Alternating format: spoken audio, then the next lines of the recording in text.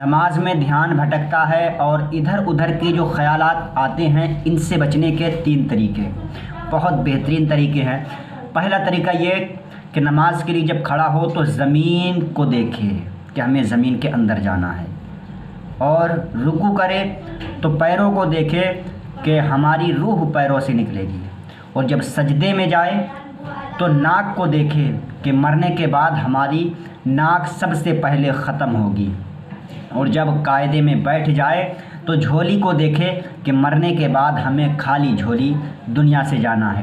اور دوسرا طریقہ یہ ہے، جو سورت پڑھیں نماز میں، اس سورت کے ہر لفظ پر اپنی پوری توجہ رکھیں۔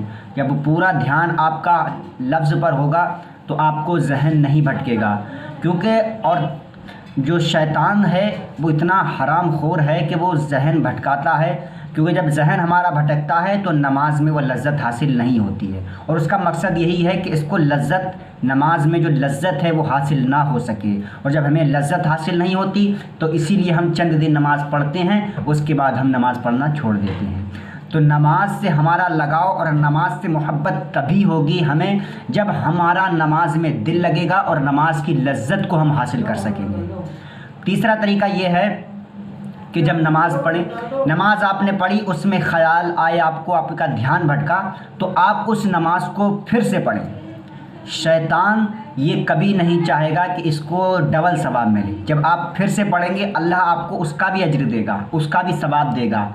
اور شیطان بہکائے تو پھر سے پڑھیں، تیسری مرتبہ پڑھیں، شیطان بہکانا ختم کر دے گا، کیونکہ شیطان نہیں چاہتا اس کو 3 مرتبہ ثواب ملے۔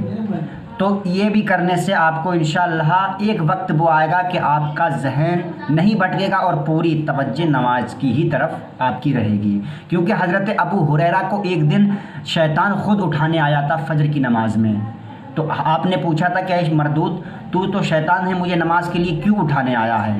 تو اس نے کہا کہ ایک مرتبہ جب آپ کی نماز چھوٹی تھی تو آپ روئے اللہ کی بارگاہ میں، تو آپ کے رونے کو اللہ نے قبول کیا، تو 70 مرتبہ نماز پڑھنے کا آپ کو ثواب دیا گیا تھا۔ آپ کی نماز اگر چھوٹ جاتی تو آپ پھر روتے اللہ کی بارگاہ میں، آپ کو پھر 70 نمازیں دی جاتی، یہ مجھے گوارا نہیں، اس لیے میں خود آپ کو اٹھانے چلا ہے۔ تو شیطان کبھی نہیں چاہے گا کہ کسی کو ڈبل ثواب ملے یا ایک وقت کی نماز سے زیادہ ثواب ملے۔